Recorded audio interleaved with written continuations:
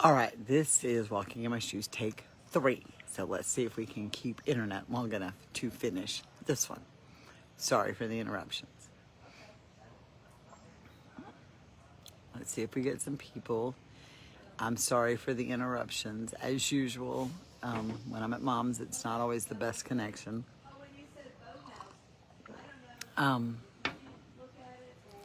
So we're trying to figure this out.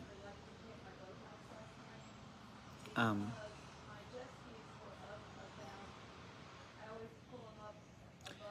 right, sorry y'all. This is take 3, so let's try this one more time. Talking about our bubble and our missions and what we do when we start to set these boundaries. So when we set boundaries, they're not about the veteran, they're about us. We keep us in this space that is good for us. So that's what happens, and that has to become our mission mindset. We have to be able to set boundaries and understand that they're mission driven, but our mission also has to be to protect us mentally. So that is something nobody else can do for us. That is not something we can dictate to somebody. That is not some rule that we can put out there. That is not any of those things. It is truly about us, and our boundaries are about us. So when we do this and we're talking about these boundaries that we create, they are to protect us mentally.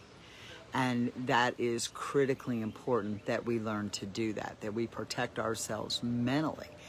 Because when we're not protected mentally and we don't set a boundary and we don't create a bubble that is our own safe place, we become exhausted, we become ill, we become irritated, we become angry, and nothing good comes from exhaustion, anger, and frustration. Nothing good comes from that. And I will tell you from experience, when you set boundaries for yourself and you make that your mission, when you're starting to set your boundaries, getting that same mission mindset that we're talking about our veterans having, and look at every potential risk. What are your risks? What are the things that are going to cause you to be in an unsafe place or an unhappy place in your bubble? Setting that boundary is really important by learning your bubble. You know, we have those rights, and I posted those. We talked about mission and what their mission is.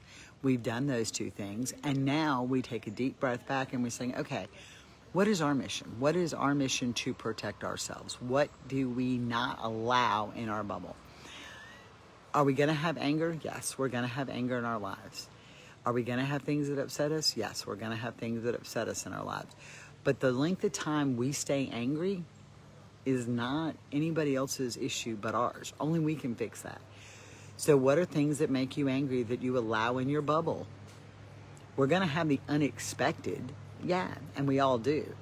But to continually allow anger into our bubble is not protecting us mentally. And it is very important that we learn to protect ourselves mentally. So how do you do that?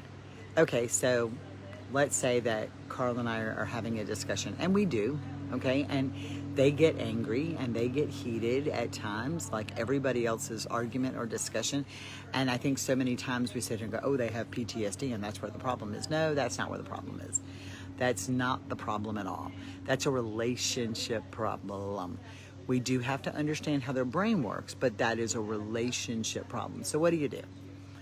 Okay, you're not going to talk to me this way. Things are escalating. We see them go up. Nakia uses the stop sign method. That works for her and Richard. She likes to stop. We're not going anywhere. This is not productive when we're arguing. This is not productive when we're arguing. So we're not going to get anywhere. So we're going to stop and we're going to take a deep breath, walk away from each other, and then we're going to come back and finish it. So she uses the stop sign method to keep her bubble safe. That's what she uses. For me, I just look at Carl and look, I need some space.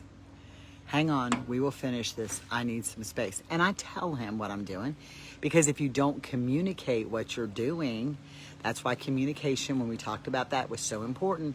If you don't communicate what you're doing, then they make an assumption, because again, they're mission driven.